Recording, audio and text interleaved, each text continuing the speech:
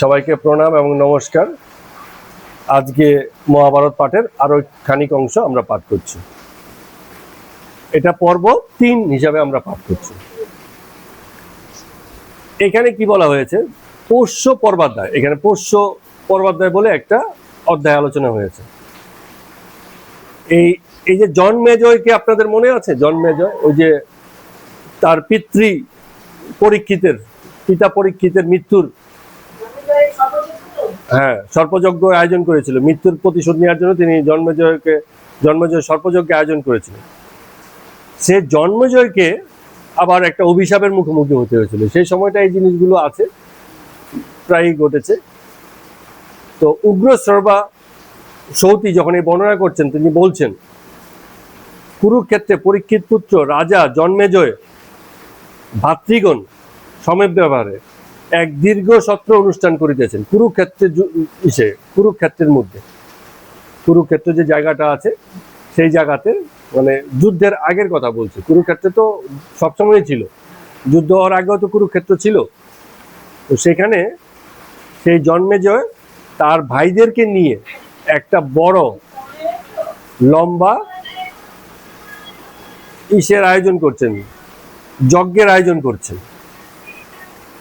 তো তার ভাইদের মধ্যে 3 ভাই ছিল সেখানে উপস্থিত, তিনি ছাড়াও। কে কে আছেন? এক হচ্ছে সুত সেন, আর হচ্ছে উগ্র সেন, আর হচ্ছে ভীম সেন। এই 3 জন আছেন, 3 জন ভাই। তো তারা যখন যজ্ঞানুষ্ঠানে আছেন,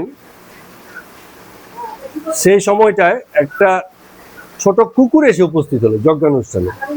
যজ্ঞ অনুষ্ঠান তো খোলামেলা, একটা কুকুর এসে সেখানে উপস্থিত হয়েছে।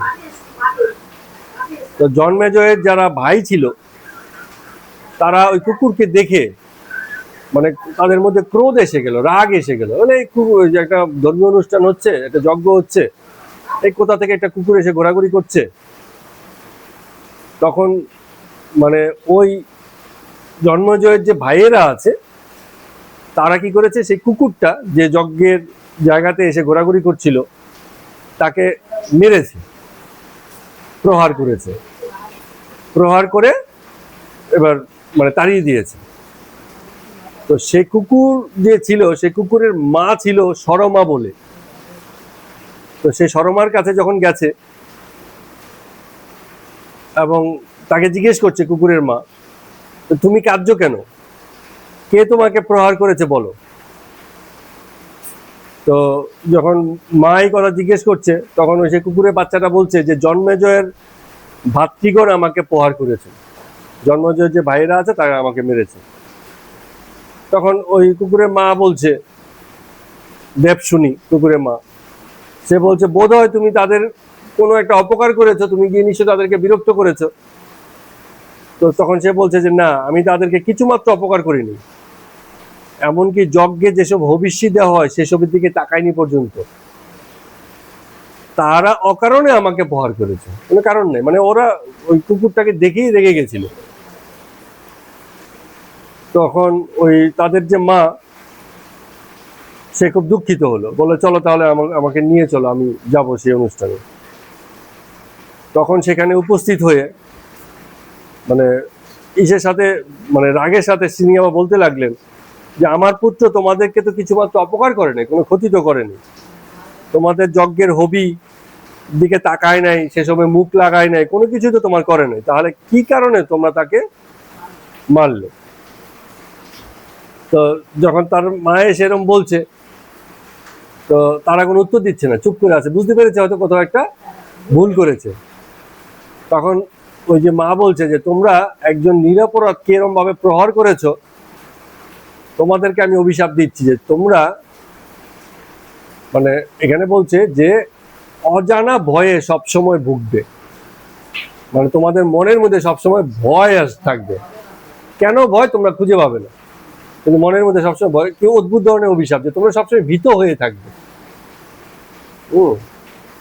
তো এই যে অভিশাপটা দিয়েছে সব ভাইকেই দিয়েছে, যদিও জন্মজয়ে তাদের মধ্যে ছিল না, কিন্তু সব ভাইকে যখন বলেছে, জন্মজয় তার মধ্যে পড়ে গেছে, ওর মধ্যে পড়ে গেছে। তো জন্মজয় এসব শুনে নিজেও খুব দুঃখিত হলো, বিষণ্ণ হলো, এবং মানে তিনি কি করলেন, ওই যজ্ঞ সমাপ্ত হলে পরে ওই হস্তিনাপুরে চলে গেলেন, এবং জন্মজয়ের এই যে সাপ লেগেছে সেই সাপকে নিবারণ করবার জন্য মানে একজন পুরোহিতের অনুসন্ধান করতে লাগলেন, যার দ্বারা এই সাপটা কেটে যেতে পারে, অভিশাপটা কেটে যেতে পারে। তো তিনি এরকম খুঁজতে খুঁজতে এক বন মধ্যে চলে গেলেন, এক আশ্রম, বনের মধ্যে আশ্রম। তো সেই আশ্রমে সুতোশ্রবা বলে একজন ঋষি বাস করতেন। তো তার পুত্র ছিল সোমশ্রবা। তো জন্মেজয় ঋষিপুত্র কাছে, সোমশ্রবার কাছে যখন গেলেন, তাকে দেখে তার ভালো লাগলো এবং ঋষিকে নমস্কার করে তিনি তাকে বলছেন যে ভগবান, তখন ঋষিদেরকে ভগবান বলা হতো, ভগবান মানে হচ্ছে যাকে ভজনা করা যায়। তো আপনার এই পুত্র, ওনাকে বলুন উনি যেন আমার পুরোহিত হন। পুরোহিত মানে পুজো অর্চা করবে, তার হয়ে পুজো অর্চা করবে। তো এই রাজার এই কথা শুনে ওই যে পিতা সুতশ্রবা বললেন যে হে জন্মেজয়, একদা এক সাপ আমার শুক্র পান করেছিল, ওই শুক্রে তাহার গর্ভে মানে গর্ভসঞ্চার হয়, এবং এই যে পুত্র নাম কি সোমশ্রবা, সে সেই সাপের গর্ভে জন্মেছিল। তো তোমাদের যে অভিশাপ লেগেছে এটা তার পক্ষে হয়তো খণ্ডন করা সম্ভব, যেহেতু সে বিশেষ নয়, সাধারণ মানুষ নয়, ঠিক আছে? তো তুমি এখানে বলছে যদি কোনো ব্রাহ্মণ ইহার সন্নিধানে কোনো বিষয় প্রার্থনা করেন, ইনি তৎক্ষণাৎ তাহা প্রদান করিয়া থাকেন। যদি ইহাতে সাহস হয় তবে ইহাকে লইয়া যাও। তোমার যদি সাহস থাকে তুমি তাকে নিয়ে যাও, কিন্তু তার কিন্তু একটা আছে, মানে সে কোনো ব্রাহ্মণ তাকে কিছু চাইলে সে কিন্তু কোনো প্রার্থনা ফেরায় না। ব্রাহ্মণ যদি তার কাছে কিছু চায় সে কিন্তু কখনো ফেরায় না। তো সুতশ্রবার এরূপ কথা শুনিয়া জন্মজয় বলল, মহাশয় আপনি যা অনুমতি করিতেছেন আমি তাতে সম্মত আছি। তখন ওই ব্রাহ্মণকে নিয়ে, ওই পুরোহিতকে নিয়ে তিনি তার নিজের মানে নিজের নগরে বা নিজের রাজপ্রাসাদে তখন ফিরে গেলেন, এবং ভাইদেরকে বললেন যে এই মহাত্মা ব্রাহ্মণকে, ঋষিকে আমি পৌরোহিত্য রূপে বরণ করেছি, ইনি যখন যা বলবেন তোমরা সেই হিসাবেই বিচার করবে, মানে সেই হিসাবে আচরণ করবে, ওনার ব্যাপারে কোনো বিচার করবে না, ভালো বলেছে কি মন্দ বলেছে এসব বিচার করবে না, এবং এই কথার যেন কোনো ব্যতিক্রম না হয়, এই কথা বলে তিনি ওই মানে রাজ্য জয়ের উদ্দেশ্যে যুদ্ধ করার জন্য বেরিয়ে গেলেন, এবং তক্ষশিলা বলে একটা রাজ্য যুদ্ধ করে জয়লাভ করে সেখানেই মানে সিংহাসনে বসলেন জন্মেজয়। হ্যাঁ, তক্ষশিলা। এখন এই তক্ষশিলাটা কি জিনিস? তক্ষশিলা বলে একটা জায়গা বর্তমানেও আছে, ঠিক আছে? তো রাওয়ালপিন্ডি পাঞ্জাবে, মানে পাকিস্তানে, তখন তো অবিভক্ত ছিল, সেই পাকিস্তানের পাঞ্জাবে রাওয়ালপিন্ডিতে তক্ষশিলা বলে একটা জায়গা আছে। এটা আমরা ওই গুগলে তার চেহারাটা দেখেছি, সামনাসামনি তো যাওয়ার উপায় নেই, আপনারাও দেখে নিতে পারেন। মানে পাথরে খচিত বিভিন্ন নকশা, ডিজাইন, লেখা, ওইটা হচ্ছে তক্ষশিলার বৈশিষ্ট্য। হচ্ছে পাহাড়, তক্ষশিলা মানে হচ্ছে পাহাড়ের গায়ে খোদাই করা, এইরকম। এটা পাথরের শহর বলা হয় হতো এটাকে। এবং এই শহরে এক সময় মানে খুব পণ্ডিত ব্যক্তিগণ কখনো পড়িয়েছেন বা পড়াশোনা করেছেন। তার মধ্যে একজন হচ্ছে চাণক্য কৌটিল্য শাস্ত্র, যিনি রচনা করেছেন, তিনি শিক্ষক হিসেবে সেখানে অন্যদেরকে শেখাতেন, ইউনিভার্সিটি ছিল। হ্যাঁ, এবং ঋষি পণিনি এবং জীবক সেই জায়গার ছাত্র ছিলেন, সেখানে শিষ্য ছিল, সেখান থেকে শিখেছেন তারা। তো সেই তক্ষশিলাতে উনি সেই সময়ে ওই তক্ষশিলা অধিকার করেছিলেন। তো এখন আরুণির প্রতি আয়োধম্যের আশীর্বাদ বাণী। আয়োধম্য বলে একজন আবার ছিলেন, এই একজন গুরু ছিলেন, আয়তধম্য, ওনার নাম হচ্ছে আয়তধম্য, একজন গুরু। তো সেই গুরু, তার ঋষি, ওনাকে গুরুও বলা যাবে ঋষিও বলা যাবে, আয়তধম্য, তার 3 জন শিষ্য ছিল। একজনের নাম উপমন্যু, একজনের নাম আরুণি, আরেকজনের নাম হচ্ছে বেদ। 3 জন শিষ্য ছিল। তো এই 3 জন শিষ্যের 3টে গল্প আছে, মানে তাদের জীবনের ঘটনা পড়েছেন। হ্যাঁ, তো এই এখন আমরা প্রথমে আরুণির গল্পটা বলি। তো আরুণি বলে যে শিষ্য ছিল, পাঞ্চাল দেশীয় শিষ্য। পাঞ্চাল দেশীয়, পাঞ্চালী কাকে বলা হয়? দ্রৌপদীকে। তো সেই দেশের লোক যারা হয় তাদেরকে বলা হয় পাঞ্চাল দেশীয় লোক। তো সেই পাঞ্চাল দেশীয় শিষ্য হচ্ছে আরুণি। তো আরুণিকে একদিন এই যে গুরু, ওনার নাম হচ্ছে আয়তধম্য, সেই গুরু ওনাকে বললেন যে তুমি একটা কাজ করো, তুমি আমাদের শস্য ক্ষেত্রে চলে যাও। শস্য ক্ষেত্র হচ্ছে যেখানে চাষবাস হয়। তো সেখানে গিয়ে একটা আলি আছে যেটা ভেঙে গেছে বা যার জন্য জল ঢুকছে জমিতে, তো তুমি সেই আলিটা গিয়ে বন্ধ করো। তো যখন আরুণি সেই উপদেশ মতো, অধ্যক্ষের উপদেশ মতো শস্য ক্ষেতে গেলেন, অনেক চেষ্টা করলেন তিনি সেই আলিটাকে বাদ দিয়ে। হ্যাঁ, জল ঢুকে যাচ্ছে, মাটি দিয়ে এই দিয়ে সেই দিয়ে নানান রকম করে উনি চেষ্টা করছেন, কোনোভাবে ওটাকে বাদ দিতে পারছেন না। গুরুর উপদেশ কোনো উপায় না পেয়ে তিনি কি করেছেন, সেই আলের মাঝখানে নিজেই শুয়ে পড়েছেন, তাতে জল বন্ধ হয়ে গেছে। ঠিক আছে, এখন নিজেই যখন শুয়ে পড়েছেন, উঠে গেলে তো আবার জল বেরিয়ে যাবে। তো উনি আর গুরু গৃহে ফিরছেন না। তো এমন সময় ওই যে উপাধ্যায় গুরু আয়তধম্য, তিনি শিষ্যদেরকে জিজ্ঞেস করছেন যে পাঞ্চল দেশীয় আরুণির কোথায় গিয়েছে। তারা বলো, ভগবান আপনি তো তাকে ক্ষেতের আলি বাঁধতে প্রেরণ করেছেন, সে সেখানেই আছে। বলছে, বলো কি, এখনো সে ফেরেনি? চলো আমরা গিয়ে তাকে নিয়ে আসি। তো আরো শিষ্যদেরকে নিয়ে সে তখন সেই জায়গাতে গেছে, গিয়ে সবাই উচ্চস্বরে জিজ্ঞেস মানে ডাকছে আর কি, আরুণি আরুণি বলে। তো সেই শব্দ শুনে আরুণি বলছে যে গুরুদেব আমি এখানে আছি।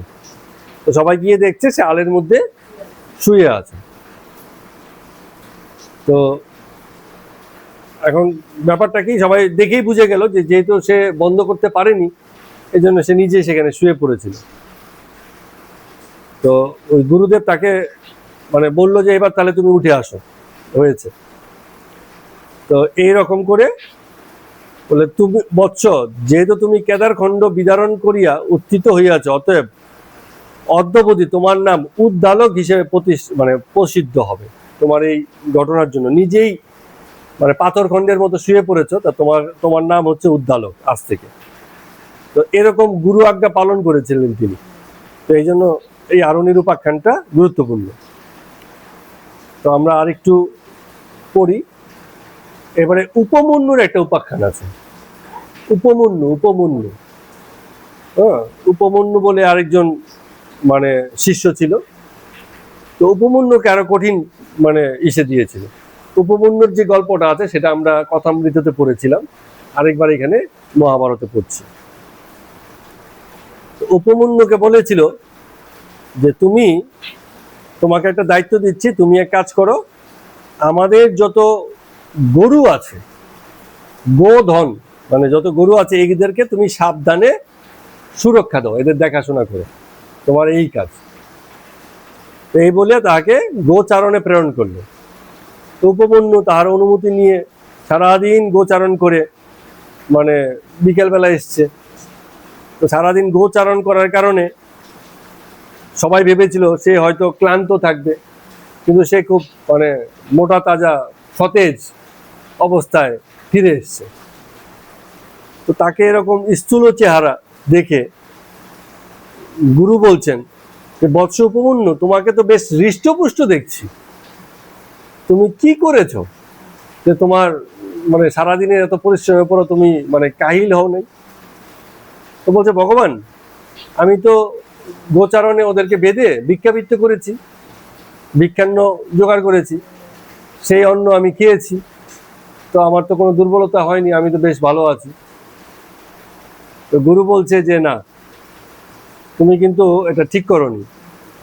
তুমি যে ভিক্ষান্ন সংগ্রহ করো, তোমার প্রথম কর্তব্য হচ্ছে সে ভিক্ষান্ন ওই যে গুরুগৃহে প্রদান করা। তুমি নিজে খেতে পারো না, তোমার উচিত হবে ভিক্ষান্ন যা কিছু তুমি করবে তা তুমি গুরুগৃহে গুরুর কাছে দেবে। তো বলছে হ্যাঁ ঠিক আছে গুরুদেব, আপনি যখন বলেছেন। তো পরের দিন আবার সে করেছে, ওই গরু নিয়ে গেছে। পরের দিন যখন আবার ফিরে এসছে, সবাই দেখছে আজকেও সে হৃষ্টপুষ্ট, কিন্তু এসে সে ভিক্ষান্নটা গুরুর কাছে দিয়েছে। বলছে এই যে গুরু, আপনাকে ভিক্ষান্ন আমি দিলাম। তো গুরু বলছে ব্যাপারটা কি, তুমি তো আজকেও দেখা যাচ্ছে হৃষ্টপুষ্ট, অথচ ভিক্ষান্ন তুমি খাওনি, তুমি আমাকে দিয়েছো। তো ব্যাপারটা কি করেছো তুমি যে তোমার ভিক্ষান্নটা এত, মানে তোমার শরীরটা এত হৃষ্টপুষ্ট দেখাচ্ছে? তখন বলছে যে আমি ভিক্ষান্ন করার পরে, ভিক্ষান্ন সংগ্রহ করার পরে, ওই আগের দিনের মতো ভিক্ষান্ন সংগ্রহ করেছি। তো সংগ্রহ করে এসে পরে আবারও বেরিয়েছি ভিক্ষান্নের জন্য। তো দ্বিতীয়বারে যে ভিক্ষান্ন জোগাড় করেছে সেটা আমি খেয়েছি, এই জন্য শরীর হৃষ্টপুষ্ট আছে। তখন গুরু বলছে না, হবে না।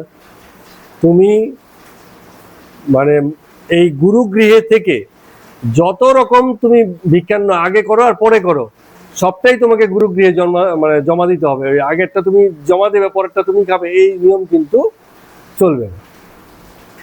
তো বলছে হ্যাঁ ঠিক আছে গুরুদেব, আপনি যেটা বলেছেন তাতেই আমি রাজি। তো পরের দিন আবার সে একই ব্যাপার, গরু নিয়ে গেছে, আবার ফিরে এসছে, সবাই তাকিয়ে আছে, দেখছে আজকেও সে হৃষ্টপুষ্ট।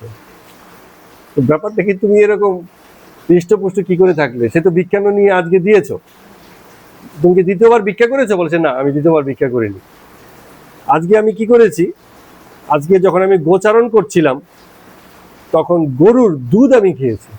ওই যে সারাদিন বসে বসে গরুর দুধ খেয়েছে, হৃষ্টপুষ্ট। তখন বলছে না, গুরু বলছে তুমি এই যে গরুর দুধের প্রথম অধিকার হচ্ছে কি গরুর বাছুরের অধিকার। তুমি বাছুরকে বঞ্চিত করে গরুর দুধ তুমি খেতে পারো না। আর যদি দুধ খেতেই হয়, বাছুরের খাওয়ার পরে অতিরিক্ত দুধ থাকলে সেটা আশ্রমে সংগ্রহ হবে, সেখান থেকে যদি খাওয়ার হয় সেটা পরে খাবে, কিন্তু তুমি কিন্তু আগে খেতে পারো না। তা বলছে ঠিক আছে গুরুদেব, তাতেও রাজি। আবার সে ওই এসে নিয়ে চলে গেছে। তো এবার পরের দিন আবার এসছে, কিন্তু তার চেহারা এখনো পরিবর্তন নেই, আবারও সে হৃষ্টপুষ্ট। তো বলছে তুমি আজকেও হৃষ্টপুষ্ট, আজকে কি খেয়েছো? বলছে গুরুদেব, আমি তো গরুর দুধ খেতে মানা করেছেন, তাই আমি তো খেতে পারি না। কিন্তু গরুর বাছুর যখন গরুর দুধ খায়, খেতে খেতে খেতে খেতে ফেনা বেরিয়ে যায় ওদের, সেই যে ফেনা পড়েছে আমি সেটা খেয়েছি। ঠিক আছে, এত গরু এত বাছুরের ফেনা যে খেয়ে সে হৃষ্টপুষ্ট আছে। বলছে না, তুমি যেহেতু গরুদেরকে মানে গরু চারণ করতে নিয়ে যাও, ফলে গরুরা তোমাকে খুব ভালো চেনে। ওরা যখন দেখেছে যে তুমি ফেনাটা খাচ্ছ, ওরা নিজেরা না খেয়ে ফেনাটাই বেশি তোমাকে দিয়েছে, চেষ্টা করেছে তুমি যাতে খেতে পারো। তো তুমি এই যে ফেনা খেয়েছো, তাতে বাছুরেরা তোমাকে অনুকম্পা করেছে, দয়া করে তোমাকে ফেনা খেতে দিয়েছে, নিজে না খেয়ে তোমাকে খাইয়েছে। তুমি হয়তো বুঝতে পারোনি, তুমি কিন্তু ফেনাটাও খেতে পারবে না। বন্ধ।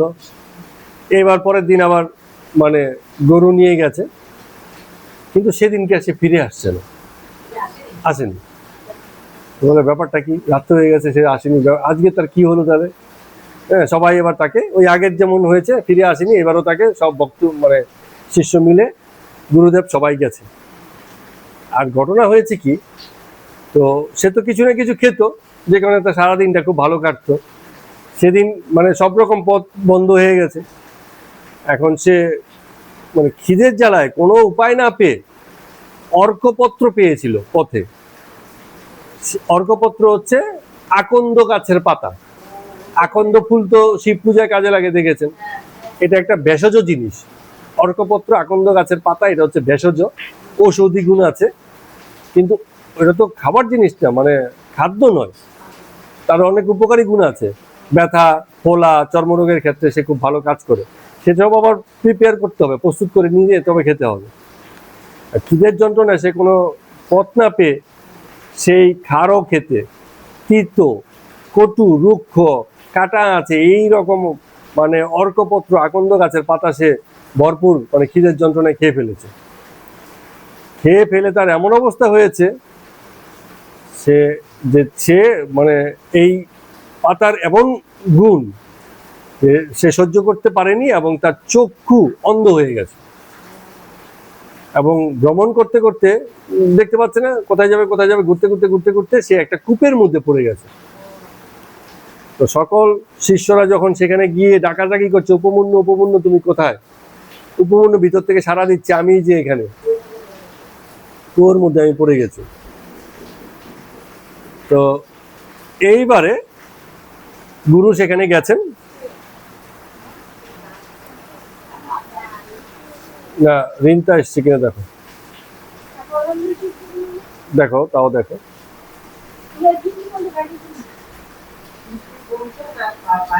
তো সেই ঘটনা যখন ঘটেছে তো শিষ্যদের নিয়ে গিয়ে ওই রাজা গুরু তাকে খুঁজে পেল। এবারে তাকে একটা বিধান দিয়েছিল গুরু। তো আমরা সেই বিধানের গল্পটা আমরা আগামী দিনেই পড়ছি। আজকে আমরা এ পর্যন্তই রাখলাম। সবাইকে প্রণাম এবং নমস্কার।